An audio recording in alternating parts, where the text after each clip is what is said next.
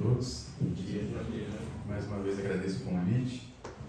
Faz tempo da nossa última conversa, estava com saudade de todos.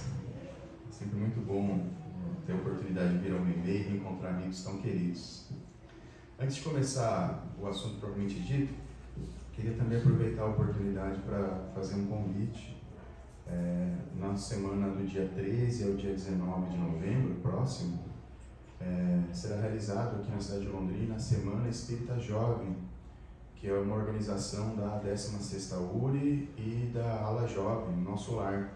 A Ala Jovem começou no Nosso Lar, mas ela transpassa o Centro Espírita Nosso Lar e tem a iniciativa de trazer para o movimento espírita pessoas que tenham o espírito jovem, na verdade. E nessa semana em especial, ela vai incentivar a divulgação espírita por meio de palestrantes que estejam no início do estudo, que sejam jovens de idade, mas acima de tudo tenham um envolvimento mais ativo no movimento espírita e servem como estímulo para que outras pessoas também tenham a mesma iniciativa, digamos assim, né? E eu fiquei honrado com o convite de participar da semana. Eu estou numa fase que estou meio que no limbo, né? A gente é experiente demais para ser considerado jovem e jovem demais para ser considerado uma pessoa experiente na vida.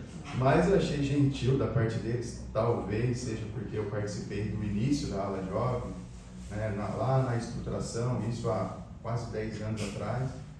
Eu e a Jaque, a gente tinha chegado há pouco tempo em Londrina e tivemos a oportunidade de participar do início desse movimento. Então acho que foi mais por causa disso, mas ainda assim eu fiquei honrado com o convite. Os palestrantes eles vão visitar diferentes casas espíritas e no Centro Espírita no meio e meio, a palestra vinculada à Semana Espírita Jovem será na terça-feira às 8 horas da noite. Quem fará é Maria Fernanda Rabelo, excelente palestrante, uma pessoa muito querida, e ela vai falar no dia 14/11 sobre a juventude e os caminhos do Senhor.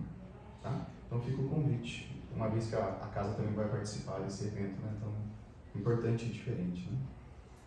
Um convite ao trabalho a pessoas de todas as idades, mas acima de tudo aqueles que estão iniciando a vida ativa, né, no Espiritismo. O que nós separamos para conversar, eu tinha colocado algumas ênfases, mas acabei falando mais do que deveria, como de costume. O que nós separamos para conversar na manhã de hoje é um assunto que me traz uma certa, não sei se curiosidade é a palavra, mas às vezes um certo incômodo de não conseguir transformar isso em uma conduta frequente. Nós já nos conscientizamos, pelo menos a maioria, que esse verbo, essa ação, amar, é inevitável, né? E ela precisa ser incorporada de uma forma imediata, assim, o quanto antes no nosso pensar, falar e agir. Isso me parece que é senso comum já, porque desde a história da humanidade, nós temos em diferentes momentos, e já conversamos sobre isso em um tema específico sobre por que Jesus no Espiritismo, mas é importante relembrar que quando Kardec aborda essa questão para a espiritualidade, a resposta é que em todos os tempos houveram homens com a missão de revelar a lei de Deus. Então, vinculadas ao cristianismo ou vinculadas a outras correntes, a síntese da lei de Deus em amar a Deus e amar ao próximo, e principalmente o que popularmente é associado como regra de ouro, que é fazer aos outros aquilo que gostaríamos que vos fizessem, que nos fizessem, ela está disseminada em diferentes culturas, em diferentes raízes religiosas, né? Mas a questão é como fazer, como começar, porque o amor é muito abstrato e nós ainda temos dificuldade de conceituar aquilo que não é tangível, que não é palpável, né? E ainda como crianças espirituais, temos definições imprecisas de certos conceitos, ainda precisamos de modelos que nos transpiram uma referência, né, de conduta. E o amor tem muitas gradações, ainda é associado linguisticamente com diferentes gradações, né? significado linguístico, pelo menos no dicionário que eu tinha em casa, amor é dedicação absoluta de um ser ao outro. É o sentimento do bem incondicional, ou seja, sem condições, sem esperar nada em troca, sem esperar retribuição. Então percebo que ainda é muito distante do que normalmente é associado ao amor. Eu fiz uma rápida pesquisa de sinônimos, né? E você encontra na grande maioria das vezes ternura, carinho, afabilidade, né? Atração, seja ela sexual ou emocional. Então esses são as divulgações mais populares do que é o amor. Mas perceba que quando você vai na raiz, isso linguisticamente, não estamos entrando em termos religiosos, dedicação absoluta é algo tão profundo que você deixa de dar prioridade às suas necessidades para dar prioridade às necessidades dos outros. É algo muito além do que a gente normalmente está acostumado a fazer ou disposto a fazer. Mas se essa é uma lei de Deus que está em todas as culturas, em todas as religiões, e tem o Cristo como o grande guia e modelo da execução desse comportamento, nós precisamos começar de alguma maneira. E assim como todos os conhecimentos, sejam eles da ciência, das artes, dos esportes, eles precisam partir de um fundamento e precisam de repetição, de prática, de evolução, detalhamento, aprofundamento, até o domínio espontâneo, né? Então, quem já praticou qualquer atividade esportiva ou já tentou a execução de qualquer atividade artística sabe que no início, aqueles movimentos rudimentares são aparentemente impossíveis de ser realizados. Você olha o professor ou o modelo de alta performance executando, você jamais vai conseguir. Mas jamais se você pensar em um lapso temporal de presente e futuro. Mas se você pensar que o futuro é construído por uma infinidade de momentos presentes, nós precisamos treinar até dominar aquilo. E com o amor provavelmente não é diferente. Então nós temos pessoas em diferentes gradações, é importante saber disso, porque a escala espiritual e o retorno à vida material é contínuo. Então sim, nós temos pessoas que já amam há mais tempo que nós, obviamente elas têm um domínio maior sobre essa virtude e elas se destacam, elas são referências, mas não quer dizer que eu não possa executar daquela maneira um dia. Agora, o que eu não posso deixar de fazer é, nesse dia de agora, deixar de tentar. E nós precisamos começar de algum lugar. Então, minha preocupação sempre foi assim, tá, eu não consigo, por exemplo, amar um inimigo, eu não consigo amar alguém que violenta a minha família ou pessoas próximas a mim. Isso é impensável para uma pessoa como eu, ainda muito rude.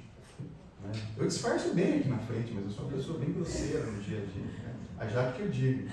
Né? É que lá o buraco é mais embaixo, então eu sei até onde eu posso pisar. Mas o fato é que aquele ímpeto nosso de violência ainda habita no nosso coração. Né? Então, você freia, porque você sabe que tem convenções sociais, legais, que impedem de você fazer aquilo que você tem vontade, mas você ainda sente vontade de fazer coisas terríveis. Né? Mas o fato é que o domínio sobre esse ímpeto de violência é uma necessidade, não tem outro caminho. Mas como eu começo? E como eu vou amar alguém que ainda não freia esse ímpeto? Porque quando fala amar ao próximo, é todo mundo, a gente já falou sobre isso, são todas as pessoas que estão ao nosso redor e precisam, de certa maneira, de uma ação, que pode ser a nossa, como nós precisaremos um dia. Então, nós temos que ter consciência que isso é o final da escala de um processo gigantesco. E que para chegar lá, que conceitualmente a gente já reconhece a necessidade, nós precisamos partir daquilo que nós conseguimos hoje. Mas não podemos deixar de fazer. Então, algumas lições que trazem essa reflexão são importantes para a gente começar. Porque daqui a pouquinho a gente vai retornar para os nossos lares. E a intenção da conversa é que a gente retorne falando assim, tá, beleza. Beleza não, né? Tudo bem. O que eu posso mudar nos detalhes da minha convivência para que um dia eu sei que eu vou amar igual Cristo nos indica, mas como eu posso amar melhor hoje? Tem algumas lições, principalmente na coleção Fonte Viva e numa coleção que é pouco estudada, na verdade, eu conheci há pouco tempo, que chama Vivendo o Evangelho, ditada pelo Espírito André Luiz, que trazem direções práticas, né? Porque a teoria, a poesia, né, a filosofia do amar, nós encontramos e de certa maneira nós já assimilamos. Mas na via pública, no ambiente doméstico, às vezes você não consegue ser tão terno, mas você precisa ser alguma coisa diferente do que somos. Porque senão aquele laço de animosidade não vai se dissolver. Porque nós precisamos de uma vibração contrária à existente para que a harmonia se instale. É físico a coisa, né? Mas alguém precisa dar o primeiro passo. Porque se nós esperarmos que o amor bata a nossa porta, nós não estamos amando. Nós estamos querendo ser amados. Isso é completamente diferente da raiz do amor, que é a dedicação absoluta de um ser ao outro. E não a espera de que alguém dedique-se absolutamente a você. E a gente às vezes ainda coloca um condicional, né? Ah, mas fulano não me ama, por que eu vou... fulano não dá carinho, por que eu terei que dar? Né? Como se isso fosse algo que envolvesse uma troca, uma barganha, uma mercadoria, um mercantilismo. Não é essa a lógica. A lógica é, nós temos o dever de amar. Ponto. Cristo disse isso. Então, precisamos aprender. E isso vai nascer gradualmente no nosso coração, porque é a lei de Deus. A nossa indisciplina, ou, ao contrário, a nossa disciplina e a nossa boa vontade faz com que, em velocidades diferentes, a gente alcance essa virtude, o domínio dessa habilidade, que é inerente ao ser humano. Mas, atentando aos obstáculos que impedem que eu ame, faz com que eu crie estratégias nas adversidades diárias, sabendo que o obstáculo existe na minha convivência do trabalho, no lar, no círculo social. Então, como eu vou lidar com aquela situação?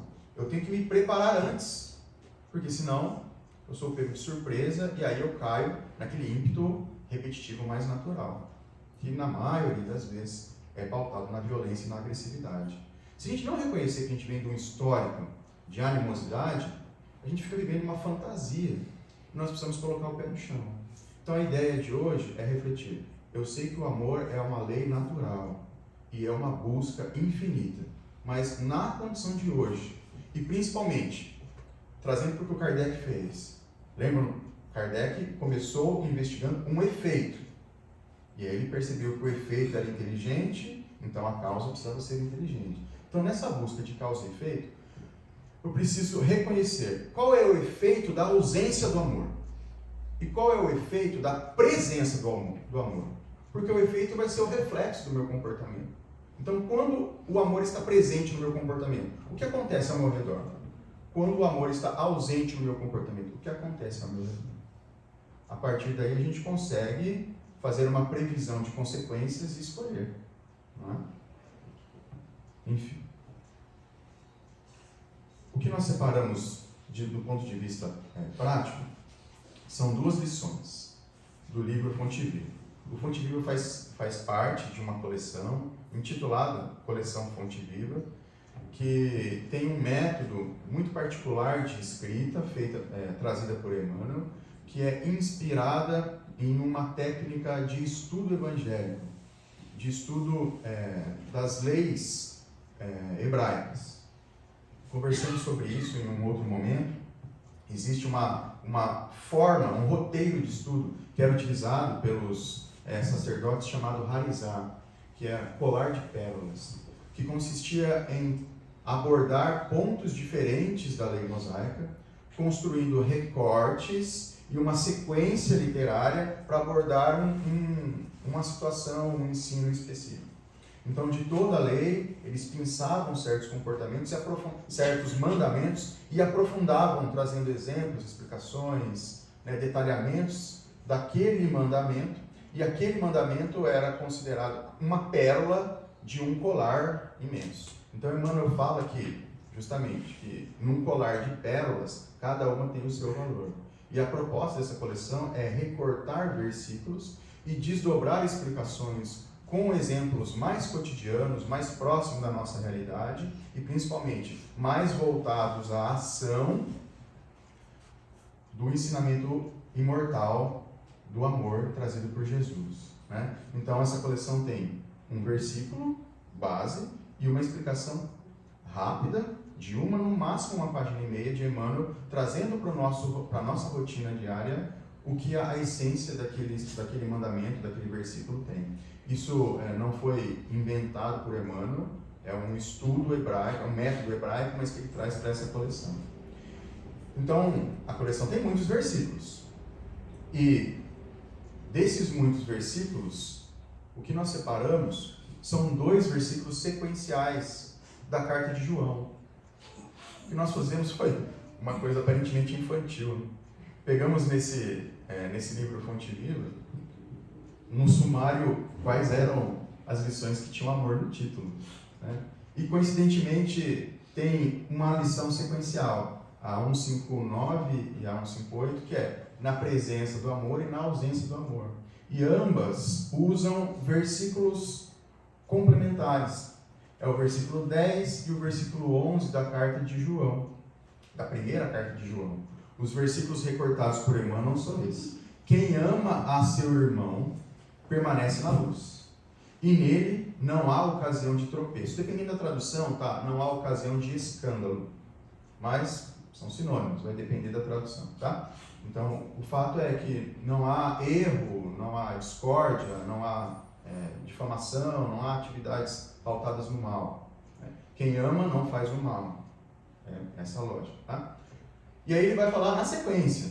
Ao contrário, quem odeia seu irmão está nas trevas, caminha nas trevas e não sabe aonde vai, porque as trevas lhe cegaram os olhos. Então perceba que é João falando que quem ama faz uma coisa e quem não ama faz outra.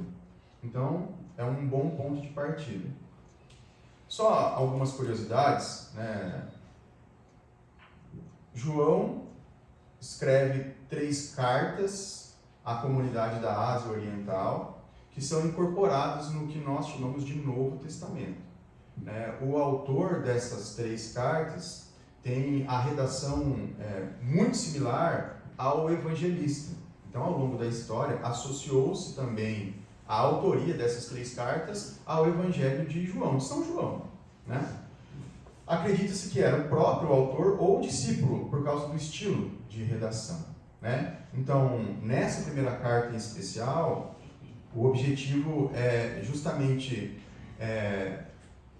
tentar diminuir a dissidência da comunidade que estava nascendo ali na Ásia Menor, que estava sendo justamente diluída por brigas e divergências de interpretação dos ensinos de Jesus, né? Um grupo em especial começou a entender e a divulgar que a salvação era inspirada pelo conhecimento, pelo domínio legal, do domínio das leis, e não necessariamente da ação pautada nas leis.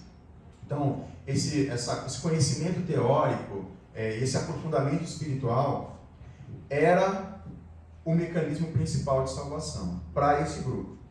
E João vem mostrar o contrário na carta, né? Então, apesar desse grupo propor uma série de comportamentos pautados no estudo, na reflexão filosófica fria, João vem falar o seguinte, que a ação no amor, ela é mais importante do que qualquer conhecimento teórico, né? A carta mostra que é vazio, sem valor, qualquer espiritualismo que não se traduz em comportamento prático, né? Então, os grandes temas tratados na carta, que ela é muito poética, é que o centro é o amor. E o amor traduz a fé em vida concreta. Interessante isso, né? Isso, na verdade, é uma nota de rodapé do tradutor da Bíblia que eu tinha em casa. Ele diz que o centro da carta de João, da primeira carta de João, o centro teórico, o conteúdo principal, é mostrar que o amor vai além da fé. Porque quem ama, coloca em prática a sua crença. Na verdade, a etimologia da palavra fé é fidelidade, né? Compromisso. Então, quem ama exerce o compromisso dessa doutrina que acredita. Então, o centro da carta é mostrar, olha, inclusive tem uma frase emblemática, né, que, dessa carta, se não me engano é o versículo 6 do capítulo 2, que João diz que quem ama a Deus deve andar como Jesus andou, dando a entender que essa abstração do amor passa por seguir e fazer o que Jesus sugeriu. Fazer, deve andar como Jesus andou, não deve falar o que Jesus, não deve pregar, não é isso, é andar, ou seja, agir. Então perceba a puxada de João para a prática, né? E é o que nos interessa, como a gente pode começar. Então a primeira epístola, ou a primeira carta de João, no capítulo 2, versículo 10 e 11, é o que Emmanuel vai desdobrar, tá? Então só para a gente não ficar no vazio, da onde vem esses versículos, foram escritos na primeira carta de João, a uma comunidade na Ásia Menor, que passava por divergência de interpretação dos ensinos de Jesus. Um grupo pregava, difundia e acreditava que o conhecimento era mais importante do que a ação, e isso, de certa forma, quando as pessoas são muito eloquentes, contagiam, né? E vamos combinar que é mais fácil a gente ficar passivo, né? Entrar em contato com alguém que sofre, com alguém que erra, com alguém que peca, com alguém que pensa e age diferente da gente, é muito mais difícil. É muito mais difícil, né? Ler num ambiente tranquilo, onde todos concordam com a gente, é muito mais fácil. Não estou falando que é inútil, é necessário. Mas nós precisamos unir esse estudo com a execução nas nossas oportunidades diárias, tá? Então, são duas lições baseadas nesses dois versículos. Quem ama está na luz, e quem não ama, ou quem odeia, no caso, odeia é amar menos, né? Odiar tinha outra acepção, não é querer mal, é amar menos, né? Então a lição 158 e a lição 159, tá? Então, na ausência do amor, aquele que aborrece a seu irmão está em trevas e anda em trevas, e não sabe para onde deva ir, porque as trevas lhe cegaram os olhos. Então vamos ver o efeito. Quem não ama, o que normalmente faz, o que acontece na vida de quem não ama, ou quando nós não estamos dispostos a amar naquela situação, como normalmente nós nos comportamos e agimos, tá? Palavras de Emmanuel: se não sabes cultivar a verdadeira fraternidade, serás atacado fatalmente pelo pessimismo, tanto quanto a terra seca sofrerá o acúmulo de pó. Então, Emmanuel já começa nos chamando a atenção que amor envolve o sentimento de fraternidade, esse sentimento de irmandade e, consequentemente, de igualdade, né? Naquela família nós temos um laço, né? E aquele que não se enxerga irmão de uma pessoa do seu convívio, fatalmente, em determinadas circunstâncias, pode se considerar superior a ela. E sendo superior, você se acha com direitos maiores do que ela. E provavelmente você vai agir de uma maneira injusta com ela, porque você acha justo ter coisas e ela é pior que você, então ela merece menos. É uma sequência natural de pensamento quando nós temos esse senso de superioridade que nos induz ao orgulho e ao egoísmo, né? O amor é o inverso, é esse sentimento, essa percepção, não é um sentimento ainda, é uma percepção de igualdade, união, de fraternidade, família mesmo, né? Então, aqueles que não têm essa verdadeira fraternidade, a gente começa a ter um comportamento de pessimismo. Tudo aí a gente acha que vai dar errado, tudo a gente desmerece, tudo a gente acha que não vai ser bom o suficiente, porque eu sou muito melhor, então não adianta eu ir em qualquer lugar, porque aquele lugar não vai me satisfazer. Eu já saio de casa com um pensamento negativo. E esse pensamento negativo se instala em todas as minhas relações. Porque o exemplo do pó é o seguinte: o pó vem da terra, o pó não vem do ar, né? Você está falando que a terra seca acumula pó, o pó é a própria terra, que está fragmentado ali, pulverizado. Mas vem do quê? Do seu interior. E cobre toda a superfície, toda a área de contato. O que isso tem querendo nos dizer? Que todo o meu contato, toda a minha interface visual, auditiva, olfativa ou tátil com o externo está contaminado com o pessimismo. Então, desde o visual, que eu vou olhar e achar que estou melhor, até o conceitual, o intelectual, de achar-me mais inteligente, ecoa no meu ser, nas relações, quando eu não amo. Olha que profundo isso. E, consequentemente, como eu sou muito melhor, tudo é muito pior e nada me satisfaz, onde eu estou incomodado. Eu nunca estou feliz. Eu nunca estou satisfeito. Eu nunca estou saciado. Eu sempre estou angustiado, aflito ou enojado. Tudo incomoda aquele que se recolhe à intransigência. O companheiro, ele vai dar alguns exemplos. As lições do Fonte Viva têm esse caráter. Ele abre com um pensamento reflexivo, filosófico, e depois ele dá uma série de exemplos cotidianos. Tá? Os companheiros que fogem às tarefas do amor são profundamente tristes pelo fel da intolerância. Porque não há como ter felicidade se nada te satisfaz. Você liga uma televisão, o programa é ruim. Você vai num círculo de amigos, as pessoas não pensam igual você e aquilo te incomoda. Você vai num ambiente religioso, você considera melhor do que as pessoas que estão ali. E às vezes ainda aponta o erro das pessoas que estão ali. Eu conheço pessoas que deixaram de frequentar o ambiente religioso e falaram assim, imagina, eu vou lá, fulano está lá na tribuna, conheço dos podres aquela pessoa lá. Ótimo! Mas então seja melhor do que ela. Faça melhor. Ofereça algo a mais de ti. Mas, acima de tudo, reconheça o desejo sincero de transformação daquela pessoa. E, principalmente, o espiritismo, o cristianismo, as religiões, no modo geral, não são as pessoas. São o vínculo de cada um de nós com Deus. A doutrina é um caminho para que nós nos religuemos com Deus. E as pessoas, assim como nós, somos aprendizes. Estar aqui é uma mera formalidade. Mas deixar de vir por causa de um comportamento do outro, olha que pequenez, né? Assim, com todo respeito. Quem já fez isso? Porque às vezes a indiferença é tão grande que a gente não consegue conviver. Então, se aquilo está começando a ser nocivo, a gente vai para um outro lugar. Ok. Mas deixar uma religião por causa de um comportamento do outro, se você não gosta do outro, na verdade você está deixando que o outro que você não gosta governe a sua vida. Porque você mudou uma coisa da sua rotina por causa do outro. Então, perceba como não adiantou nada, porque o outro continua te influenciando. Enfim, é uma incoerência, mas a gente faz isso. Eu já fiz, tá? Então, por isso que eu estou comentando. Sou nenhum santo, não. A gente muda de lugar, a gente muda de círculos sociais. Natural, a gente tem que procurar coisa. Mas a gente não pode perder o princípio de que o ambiente religioso é um lugar para a gente se encontrar com Deus e com a sua lei. E todas as pessoas que estão aqui estão nessa busca. Cada uma com a sua característica.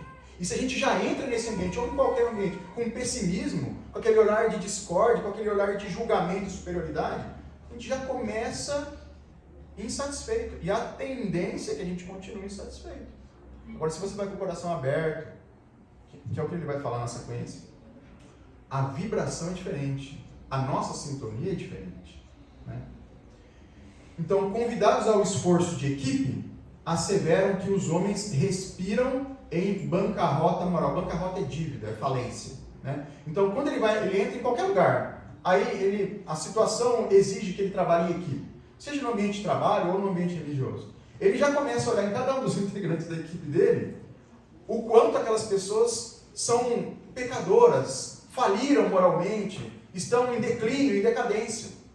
Então, olha o olhar dos integrantes da equipe. Enquanto toda a teoria de gestão e liderança fala que você tem que fazer reforço positivo, incentivar, né, estimular a liberdade, a geração de ideias, né, criativa, participação, a pessoa que entra numa equipe com esse enfoque, ela vai depreciar os integrantes. Então, ela está atirando contra o próprio pé, porque a vitória da equipe seria a vitória dela. Está nadando contra a corrente, no caso, né? Então, impelidos a essa ou aquela manifestação de contentamento, recuam desencantados, querendo surpreender maldade e lama nas menores exteriorizações de beleza festiva. É a pessoa que vai numa confraternização e fala assim, nossa, você viu o comportamento de fulano? Nossa, que está exagerado, né? Ou seja, ele não consegue ver ternura num comportamento de extroversão. Porque às vezes aquilo é a forma da pessoa manifestar felicidade. É diferente do meu comportamento, que sou mais introvertido. Tem pessoas que falam mais, tem pessoas que falam alto, tem pessoas que gostam de dançar, tem pessoas que gostam de vestir com maior ou menor contraste de cor. Isso pode ser associado à extravagância ou, ao contrário, à ausência de cor, à normalidade. Mas isso é uma forma de expressão. E naquele momento, talvez seja a forma de expressar alegria, diferente da minha, mas ele é intolerante, ele é intransigente, ele é insatisfeito, porque ele não ama. Então tudo incomoda. Caminham no mundo entre a amargura e a desconfiança. Ele está sempre achando que está sendo passado para trás. Caminham, não há carinho que lhes baste. Eles exigem atenção, choram, reclamam e lamentam o tempo todo. Não possuem rumo certo e declaram-se expulsos da sociedade e da família. É que incapazes do amor ao próximo, jornadeiam na terra sob o pesado nevoeiro do egoísmo que nos detém tão somente no círculo estreito de nossas necessidades, sem qualquer expressão de respeito para com as necessidades alheias. Lembra da definição linguística? E aí não tinha a ver com religião naquele momento. Amor é dedicação absoluta de um ser a outro. Então a gente faz um paralelo, que o dicionário Aurélio não tinha nenhum vínculo espírita, e a gente vê Emmanuel trazendo um enfoque espírita sobre amor, dizendo que aquele que não a ama exige amor e atenção para si, e não tem respeito com as necessidades dos outros. Percebam como tem uma conexão? Então, amar é abrir-se para os outros, para as demandas, é ouvir, é prestar atenção, é ter paciência, é ter cuidado. Então, isso é importante, porque nós vamos educar as nossas crianças com que ênfase no amor? Carinho, ternura. O que é amar? É abraçar, é beijar, é dar carinho. Ou amar é respeitar, tolerar, compreender. São escolhas do nosso enfoque educacional. Porque nas gradações do universo, no fundo, tudo é amor. Mas o que nós queremos que fique impregnado no psíquico das nossas crianças? Que amar é respeito, tolerância, indulgência, misericórdia? Ou amar é abraço, carinho e ternura?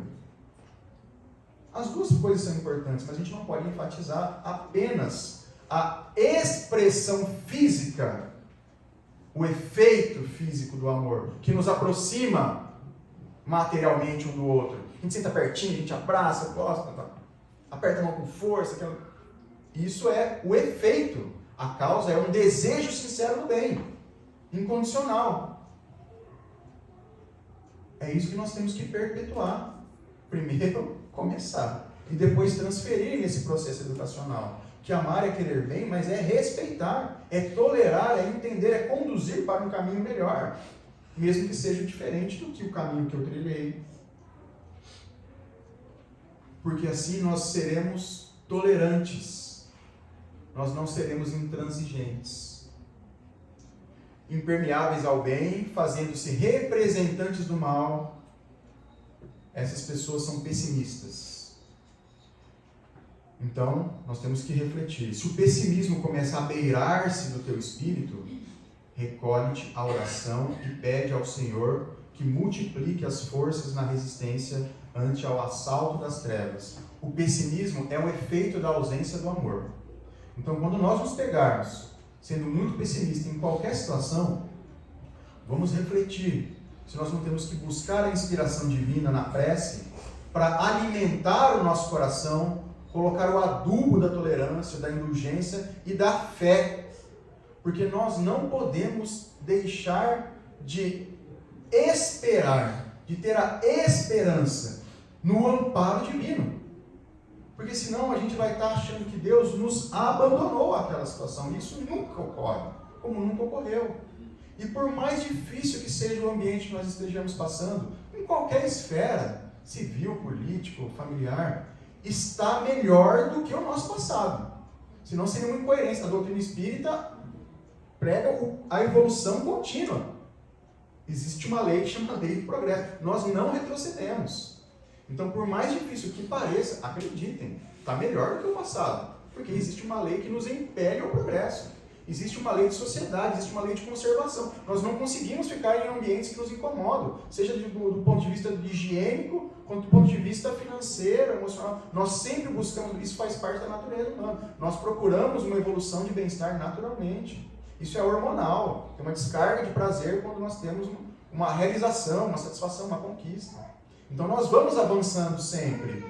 Não tem como a gente estar na geração 1, 2, 3 passadas, um ambiente estrutural melhor do que hoje. Nós estamos na melhor oportunidade de aprender e trabalhar. O futuro talvez seja melhor, nos indica que vai ser melhor do que hoje, mas o futuro é reflexo do agora, então nós não podemos desistir. Então o pessimismo é uma chaga no nosso coração, que indiretamente abate a nossa fé. Então aprendemos a viver com todos, e aí ele faz de novo o link com a lei de causa e efeito. Ele começa com a lei de causa e efeito lá, lembram? E ele encerra com a lei de causa e efeito, nos fazendo refletir de novo que se nós precisamos de tolerância, devemos tolerar. Se nós precisamos de ajuda, precisamos ajudar. Porque essa é a dinâmica do amor, né? Fazer aos outros aquilo que gostaríamos que nos fizessem. Então, mais uma vez, ele mostra que essa regra de ouro realmente é uma síntese prática da lei de Deus, em diferentes níveis.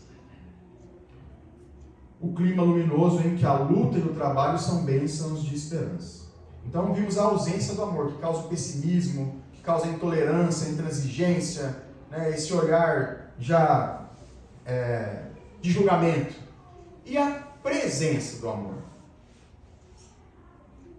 Aquele que ama seu irmão está na luz, e nele não há escândalo. Quem ama o próximo sabe, acima de tudo, compreender. Então, perceba que é o inverso, né? Então, intolerância, intransigência, insatisfação e pessimismo, a ausência do amor. Mas claro que vocês não têm isso, né? Mas imaginem que uma pessoa que não tem o amor incrustado no pensamento, né? Faz isso. Pasmem, olha só. Agora, quem ama, compreende. E, gente, compreender é tudo mesmo. Mesmo aquelas atitudes legalmente abomináveis. Olha que difícil que é isso, né? Quem ama sabe, acima de tudo, compreender. E quem compreende sabe livrar os olhos e os ouvidos do venenoso vício do escândalo. Mais uma vez ele fala do escândalo, ou da queda moral, né? Da outra lição. A fim de ajudar em vez de acusar.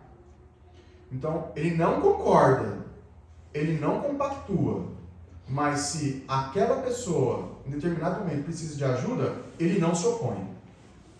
É diferente de compartilhar, de ser condescendente, mas se existe uma demanda, seja ela física ou psicoemocional, quem ama está à disposição do atendimento.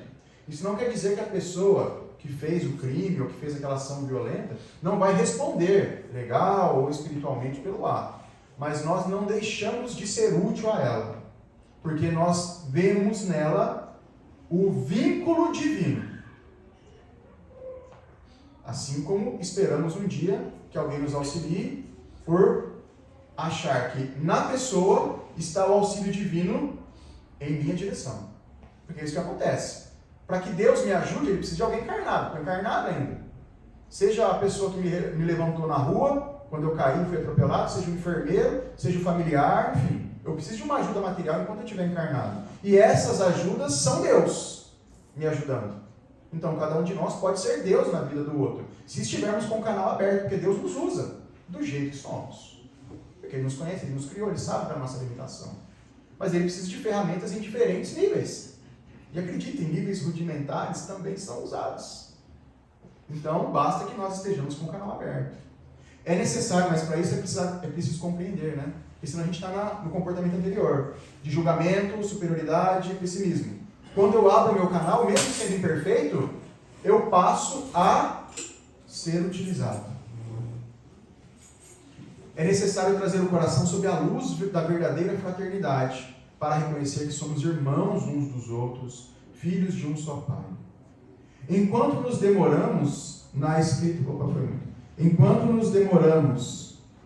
na escura fase do apego exclusivo a nós mesmos, nós, infelizmente, não somos úteis ao semelhante e não passamos de instrumentos da nossa satisfação, não vemos nos semelhantes instrumento da nossa própria satisfação. Ou seja, a gente não vê irmão, a gente vê ferramenta para o nosso prazer. É pesado falar isso, mas infelizmente essa é a raiz do comportamento de quem não ama. Usar tudo que está, inclusive pessoas, ao seu redor para a satisfação de prazer. Prazer mesmo. Tem pessoas que têm prazer em vencer o outro numa discussão. É um prazer. Tem pessoas que têm prazer em ingestão de substância, enfim. Mas esse prazer emocional de superioridade, ele é violentíssimo. E nós utilizamos tudo que está à nossa volta como ferramenta. Porque não vemos criaturas de Deus, vínculos com o Pai, irmãos. Vemos instrumentos.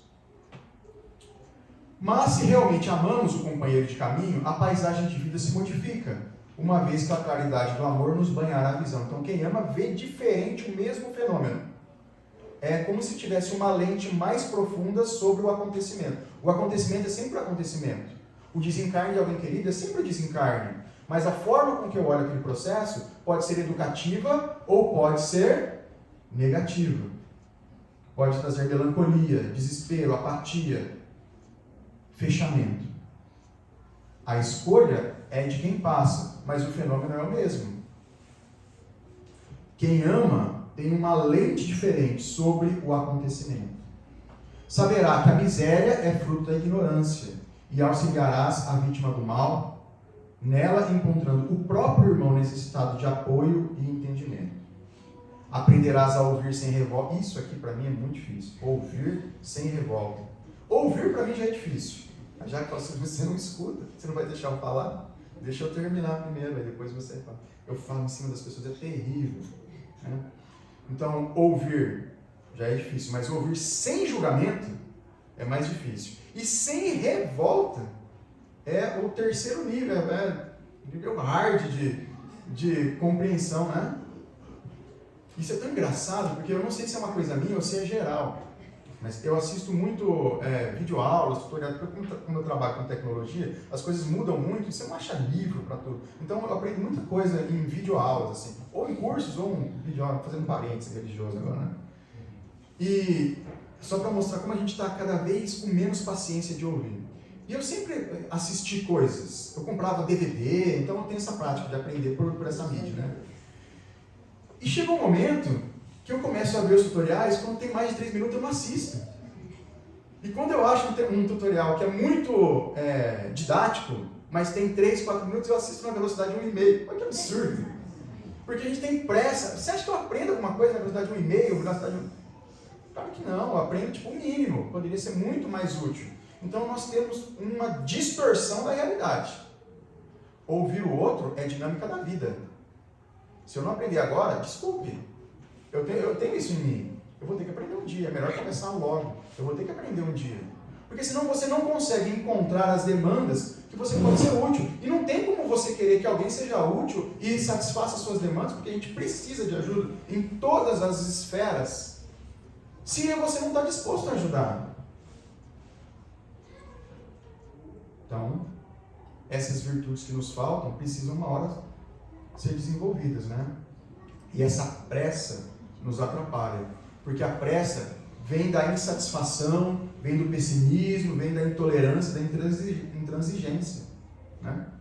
Que é a ausência de amor. Então, são efeitos da ausência de amor. Então, quem ama aprenderá a ouvir sem revolta, ainda mesmo que o crime te procure os ouvidos, e cultivarás a ajuda ao adversário, ainda mesmo quando te vejas dilacerado, porque o perdão com o esquecimento absoluto dos golpes recebidos seguirá espontâneo em teu espírito. Isso é lá no final da escala, tá? Assim como a tolerância aparece natural na fonte que acolhe no próprio seio as pedras que lhe atiram. Sabe quando você fica jogando a pedrinha na fonte? Tá? A água sempre acolhe a pedra e coloca lá no fundo de novo. Vai acomodando cada uma das violências que a gente, às vezes, por ignorância, né, por ingenuidade, por inocência, atira contra aquela forma da natureza. Né? Então, ame e compreenderás. Compreende e servirás. Sempre mais a cada dia. porque então permanecerás sob a glória da luz, inacessível a qualquer incursão das trevas. A gente não vai precisar perdoar porque a gente não vai se sentir ofendido. A gente ainda acha muito difícil perdoar porque a gente se ofende a cada segundo. Então a gente tem que perdoar muito, as menores coisas. Às vezes uma frase que é verdade, mas dita com uma linguagem mais rude, nos ofende. E a gente reconhece que aquilo é verdade, mas a gente fica magoadinho. A gente é assim, pelo menos a maioria, né? Mas chega um momento que isso não vai fazer a menor diferença. A gente não vai se magoar mais, por causa da capacidade de compreensão e tolerância que a gente vai desenvolver. Então vai ser mais fácil conviver com o outro, porque a gente não vai ficar a cada segundo exigindo uma desculpa e um perdão. A gente vai entender que a pessoa está num estágio, eu estou em outro e está tudo bem. Como eu sou o irmão mais velho, já acolhi o irmão mais novo, e depois as coisas se invertem, porque o irmão cresce e fica adulto, e às vezes fica mais sábio do que o irmão mais velho, e está tudo bem. Dinâmica da vida. Uns ajudando os outros, né? Mas enquanto a gente se achar superior, a gente vai se ofender o tempo todo, né? Então perceba os efeitos da ausência e da presença do amor, insatisfação e compreensão. Ótimo. E daí? E amanhã? Nós temos o efeito prático. O efeito prático aqui, ó. Esse livro, ele é psicografado pelo André Luiz, mas ele é psicografado pelo médium Antônio Badui Filho. Eu não pesquisei a fundo, né, a história do médium, mas me parece que ele convivia com o Chico Xavier e psicografava já no próprio ambiente de convívio com o Chico. E esse livro é atribuído ao espírito André Luiz, que ditou muitas obras para o Chico também. Qual que é a lógica dessa série? São dois volumes. Dos capítulos do Evangelho segundo o Espiritismo, ou de partes dele, uma lição prática. Então é a mesma dinâmica da coleção Fonte Viva. E ele tem duas lições que são complementares, justamente sobre amar. Então eu acho bacana a gente fechar com esse raciocínio, porque são lições bem mais curtas, para a gente não se estender muito. Tá? Então ele fala o seguinte: dizeis muitas vezes é impossível amar, porque é essa sensação que a gente tem. Quando a gente vê amar o inimigo, tolerar todo mundo, né? E aí ele começa: conheces a recomendação de Jesus quanto ao amor ao próximo. Tua alma, porém, se cobre de amargura diante de acontecimentos revoltantes. Assalto, sequestro, estupro, violência, desonestidade, corrupção, crimes bárbaros. Isso nos deixa revoltadíssimos.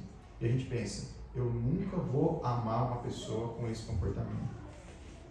Realmente parece inconcebível querer bem aquele que vive no mal, espelhando dor e sofrimento, embora o Evangelho seja claro e enfático quanto a isso. Contudo, é preciso entender que o amor é longo e penoso aprendizado, contendo variações de acordo com a evolução espiritual de cada um.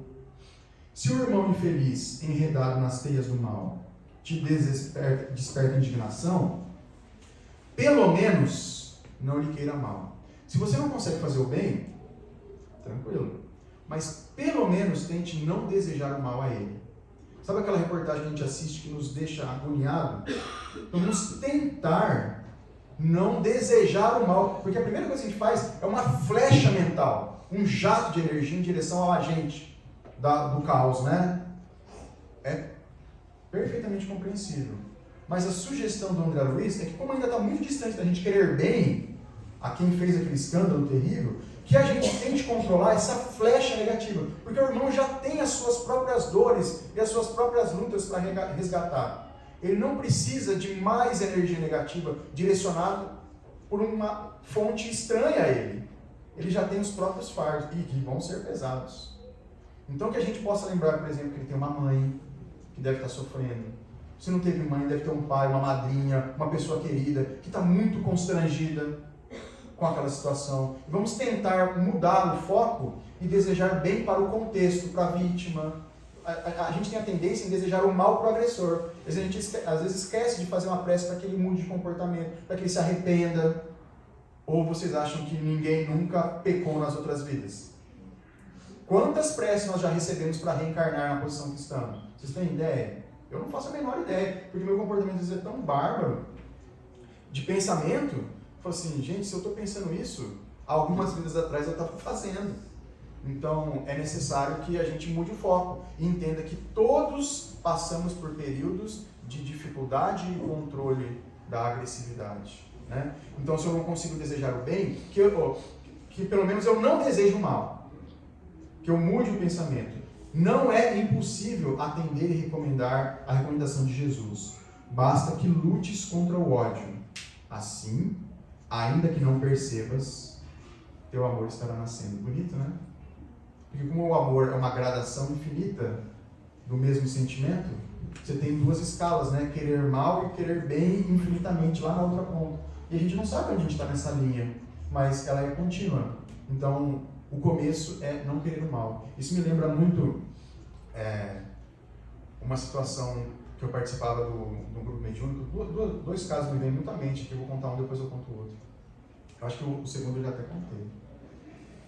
E estava na reunião mediúnica, médium deu passividade para o irmão que falava pela psicofonia, né? Então ele falava num comportamento de perseguição muito grande, que ele queria a violência, que ele ia se vingar mesmo da pessoa que era o centro da conversa ali, né? E aí, como eu não estava conseguindo contornar a situação, né, o mentor interviu e falou assim: meu irmão, se você não consegue perdoar, tá tudo bem, você passou por uma situação muito difícil. Olha que interessante. Ele validou o sentimento do agressor. A gente geralmente não faz isso, né? Mas se você não consegue perdoar, para o seu bem, pelo menos cesse o ataque, para que nós possamos te ajudar. Então cesse o ataque. Se a gente não consegue ajudar e perdoar, vamos pelo menos cessar o ataque. E a gente ataca as pessoas o tempo todo mentalmente. O tempo todo. Porque a nossa mente é fonte inesgotável e ininterrupta de energia. Então o tempo todo nós estamos emitindo. E alguns, infelizmente, são emissões negativas de ataque a outros seres. Né? Então esse é o primeiro passo para começar a amar. Esse amor mais profundo. Lutar contra o ódio. E o segundo é que quando a gente começar a dominar esse ódio, isso é Moisés ainda. Não mates, não cobices. Né? Então, é um estágio rudimentar. Mas vai chegar um momento que a gente vai precisar converter isso em ação, né? É não fazer aos outros, que é a síntese de Jesus. Então a gente vai começar a fazer coisas que aparentemente são pequenas. Porque a gente tem a associação de que amar é construir obras gigantescas para a humanidade. De fato é, mas entendendo-se pequeno, fica mais fácil, né, da gente começar. Que são esses gestos cotidianos. Quase sempre te esquece das pequenas atitudes de amor que podes dispensar ao próximo na vida cotidiana. Gesto educado, uma resposta gentil, uma ajuda oportuna, um apoio providencial, uma informação atenciosa quando alguém te aborda na rua, perdido, né? A gente está com pressa, nem explica direito, né? Uma palavra de estímulo, sem julgamento, uma frase consoladora, a tolerância em família, o encorajamento amigo, uma iniciativa fraterna, uma conversa edificante, uma desculpa sincera, um desinteresse real, fazer aquilo sem esperar nada mesmo. E se ela não falar obrigado, tá tudo bem.